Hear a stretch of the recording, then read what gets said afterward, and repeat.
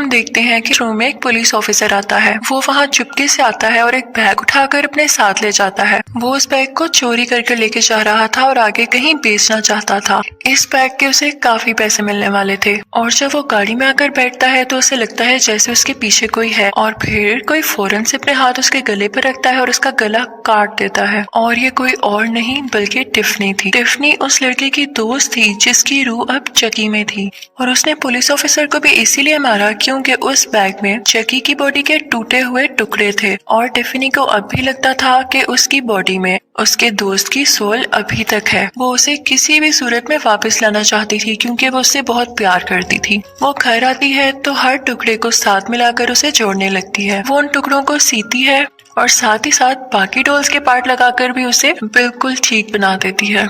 लेकिन चकी अब यहाँ पर बहुत खौफनाक लग रहा था। टिफनी तो इस बात से काफी खुश थी कि अब उसने चकी को ठीक कर दिया था। वो उसे लटाकर कुछ नोट्स पढ़ने लगती है कि शायद इसमें वो सोल वापस आ जाए और ये उठ खड़ा हो, लेकिन उसमें कोई मूवमेंट नहीं होती। और फिर कुछ टाइम बाद टिफनी का एक और दोस्त वहाँ पर आ जाता है और टिफनी जब वापस मुड़कर देखती है तो चकी अपनी जगह पर नहीं होता। उसे यहाँ पे पता चल चुका था कि चकी अब वापस आ चुका है और जिंदा हो चुका है। यहाँ पर वो अपने दूसरे दोस्त को बांध देती है ताकि वो कुछ ना कर सके और फिर सामने आता है चकी और टिफनी के दोस्त के मुंह के ऊपर पिलो रख के यानी तकिया रख के उसका सांस रोक देता है और वो वहीं पर मर जाता है। अब टिफनी चकी को जिंदा देखकर काफी खुश होती है क्योंकि चकी के अंदर उस दोस्त की रूह थी जिससे टिफनी शादी करने वाली थी। और फिर वो चकी से बातें करने लगती है और उससे एक वेडिंग रिंग दिखाकर पूछती है कि क्या तुम्हें याद है इसके बारे में, ये मुझे तुम्हारी बॉडी के पास से मिली थी। यानी जिस वक्त उसके दोस्त की डेथ हुई तो वहीं से उसे ये वेडिंग रिंग भी मिली।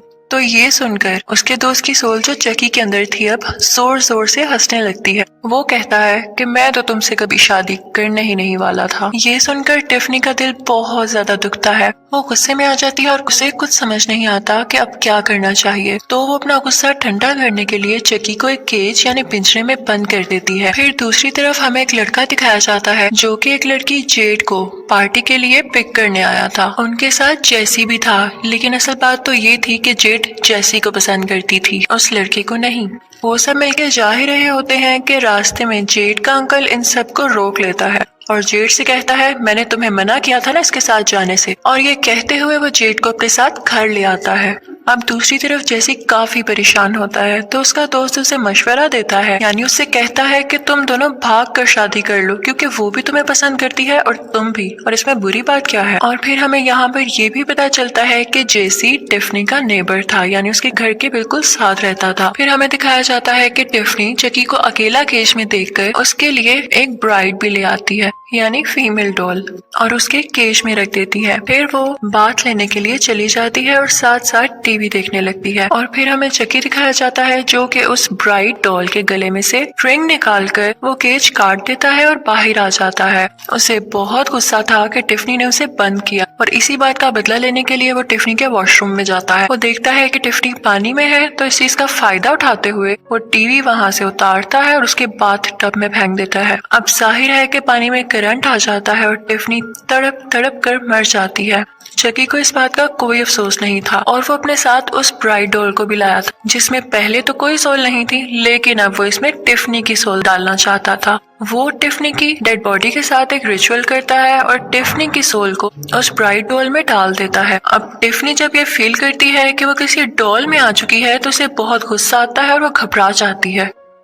तो चकी उसे कहता है कि तुम्हें मेरी बात सुन लेनी चाहिए थी, अब जैसा मैं करूं तो मेरा साथ देना, और अगर फिर भी तुम चाहती हो कि हम दोनों की सोल किसी ह्यूमन बॉडी में चली जाए तो तुम्हें वही करना होगा जो मैं कहूंगा। उसके लिए उन्हें वो लॉकेट वापस लाना होगा जो कि मरते वक्त उस डेड बॉडी के गले में था जिसकी सोल अब चकी में थी, यानी टिफनी का दोस्त, लेकिन उसकी डेड बॉडी तो काफी दूर दफन थी। अब ये लोग साइज में छोटे होने की वजह से सोचते हैं कि हम तो ड्राइव नहीं कर सकते, तो इनको कोई चाहिए था जो इनकी खातिर ड्राइव कर सकता या इन दोनों को वहाँ पे छोड़ के आ सकता। अब उनको एक आइडिया आता है और टिफनी जेसी को कॉल करती है। वो उसे कहती है कि 2 डॉल्स हैं जिनको उस जगह पर छोड़कर आना है और इसके बदले में वो उसे $1000 देगी। आता हुआ पैसा किसको बुरा लगता है, तो जेसी उसकी बात सुन लेता है। अब शाम को जेसी उधर जाता है और टिफनी की ही वैन में उन दोनों डॉल्स को बिठा देता है। अब उसे तो यही लग रहा था कि ये दोनों डॉल्स हैं, यानी बेजान चीजें हैं, और फिर वो ड्राइव करके वहाँ से चला जाता है। रास्ते में वो जेड के पास जाता है और उसे कहता है कि मैं तुमसे शादी करना चाहता हूँ,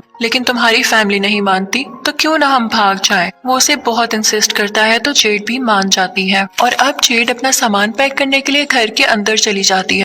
जेड का अंकल भी ये सब कुछ देख रहा था और वो नहीं चाहता था कि ये उनकी नीस को लेकर जाए, तो वो चुपके से जेसी की गाड़ी में ड्रग्स रख देता है ताकि रास्ते में पुलिस उसको पकड़ ले। लेकिन वो ये नहीं जानता था कि चकी और टिफनी भी वहीं पर थे और वो सब कुछ देख सकते थे। अब ये लोग थोड़ा आगे ही जाते हैं कि जेड के अंकल के प्लान के मुताबिक आगे पुलिस ऑफिसर खड़ा होता है ताकि उनकी कार की तलाशी लेकर वो ड्रग्स ढूंढ सके, और उसे उसकी छुपाई हुई ड्रग्स भी मिल जाती है और इस बात का बहाना बनाकर वो उन दोनों को अरेस्ट कर लेता है। अब चकी और टिफनी को काफी गुस्सा आता है कि ये क्या बार बार हमारा सफर खराब कर रहे हैं, तो वो सोचते हैं कि इसे भी रास्ते से हटाना पड़ेगा। अब जेसी और जेड वहाँ से भाग जाते हैं और वो पुलिस ऑफिसर भी जेड के अंकल से कांटेक्ट करने की कोशिश कर रहा होता है और इसी दौरान चुपके से चकी उसकी कार में आग लगा देता है और उसकी कार ब्लास्ट हो जाती है और वो खुद भी मारा जाता है। फिर जेड और जेसी वो वैन लेकर वहाँ से चले जाते हैं। उनको ये सफर काफी अजीब लग रहा था और दोनों नहीं समझ पा रहे थे कि उनके साथ ये क्या हो रहा है। दोनों एक दूसरे को ब्लेम कर रहे थे कि ये तुम्हारी वजह से हुआ है। खैर फिर हमें दिखाया जाता है कि वो एक चर्च में जाते हैं और फाइनली शादी कर लेते हैं। अब वहाँ कार में टिफनी और चकी भी गाने सुन रहे थे और टिफनी को भी वो सब याद आता है कि कैसे वो उससे शादी करना चाहती थी।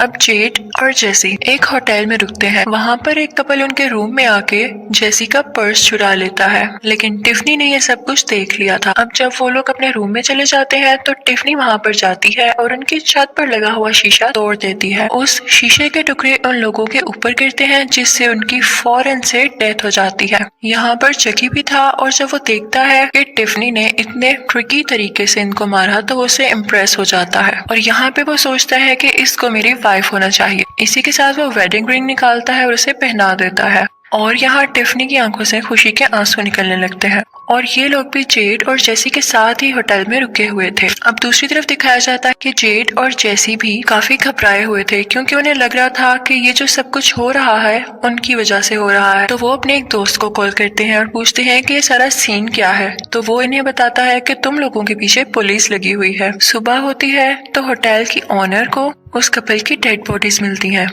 सब काफी डर जाते हैं और जेड और जेसी भी वहाँ से निकल आते हैं। अब यहाँ पर इनका दोस्त भी आ चुका था। वो उन दोनों से कहता है कि तुम दोनों में से कोई भी गलत नहीं है, तुम दोनों को गलत फहमी हुई है और अब तो तुम लोग हस्बैंड वाइफ हो तो एक दूसरे पर ट्रस्ट करो। इसी के साथ वो वैन खोलता है तो उसके अंदर जेड के अंकल की डेड बॉडी थी। ये देखते ही उसे भी शक हो जाता है और वो उसी की गन निकालकर उन दोनों पर पॉइंट कर लेता है। वो कहता है कि वैन से बाहर आ जाओ। उसे लग रहा था कि अब तक जितने भी मर्डर्स किए हैं वो इन दोनों ने मिलकर किए हैं। और यहाँ पर चकी और टिफनी भी मूवमेंट करने लगते हैं और खुद को रिवील कर देते हैं। उन्हें देखकर उनका दोस्त वहाँ से भाग जाता है और एक ट्रक उसके ऊपर से गुजर जाता है और उसकी डेथ हो जाती है। अब चकी यहाँ से गुस्से से कहता है कि फौरन से वैन चलाओ। यहाँ चकी और टिफनी उन्हें सारी स्टोरी बताते हैं और एक दूसरी वैन चुराकर उसमें ट्रेवल करने लगते हैं। इस वैन में किचन भी था और टिफनी चकी के लिए खाना भी बना रही थी। यहाँ पर इन दोनों में एक छोटी सी लड़ाई हो जाती है कि खाने के बर्तन कौन धोए और ये लोग बहस करने लगते हैं। तो इसी चीज का फायदा उठाकर जेड फौरन से आती है और टिफनी को उठाकर माइक्रोवेव ओवन में बंद कर देती है और जेसी चकी को उठाकर फौरन से विंडो से बाहर फेंक देता है। अब चकी वापस जेसी पर शूट करता है। उसके शूट करने की वजह से वैन का एक्सीडेंट हो जाता है, लेकिन लकीली वो खुद बच जाता है। वहाँ माइक्रोवेव से जली हुई टिफनी भी बाहर आ गई थी और वो बदला लेने के लिए जेड पर अटैक करती है, लेकिन जेसी फौरन से उसे लेकर वहाँ से बाहर आ जाता है। लेकिन तभी वो वैन ब्लास्ट हो जाती है। अब चकी उन्हें जबरदस्ती लेकर कब्रिस्तान आ जाता है और अब उसे लॉकेट चाहिए था जो कि एक कब्र में उस इंसान की डेड बॉडी के साथ ही दफन था। दूसरी तरफ जेसी भी टिफनी को उठाए वहाँ पर पहुँचता है। वो उसे चकी को देता है लेकिन चकी कहता है कि मुझे इसकी कोई जरूरत नहीं है। इसी के साथ वो जेड पर भी एक नाइफ से अटैक करता है लेकिन वो जेसी को लग जाती है और फिर वो उन दोनों को बांध देता है। अब यहाँ पर चकी ने वो लॉकेट हासिल कर लिया था और वो अपनी सोल उसमें ट्रांसफर करने के लिए रिचुअल शुरू करता है। लेकिन जब टिफनी ये देखती है कि जेड और जेसी में इतना प्यार है तो वो बिल्कुल बदल जाती है और अब वो उनको मारना या अलग करना नहीं चाहती थी और वो अब चकी के पास जाती है और उसे पीछे से एक नाइफ से स्टैब कर देती है। वो उसे कहती है कि हम अब जीकर क्या करें, हमें जीने का वैसे भी कोई हक नहीं है और इसी के साथ उन दोनों में बहुत फाइट होती है। यहाँ चकी टिफनी को नाइफ मारता है और वो बेचारी मर जाती है। इसी दौरान जेसी चकी को उसी कब्र में धक्का दे देता है। यहाँ पर एक पुलिस ऑफिसर भी आता है और वो लोग चकी पर काफी शूट करते हैं। चकी मरने से पहले कहता है कि मैं वापस जरूर आऊंगा। पुलिस ऑफिसर जेड और जेसी से कहते हैं कि तुम लोग अब घर जा सकते हो क्योंकि तुम लोग मासूम हो। उसके बाद वो टिफनी के पास जाता है तो देखता है कि उसके पास उसका बेबी पड़ा हुआ है। वो बच्चा बहुत खौफनाक था। वो उस पुलिस ऑफिसर पर अटैक कर देता है और इसी के साथ मूवी भी एंड हो जाती है। Thank you for watching.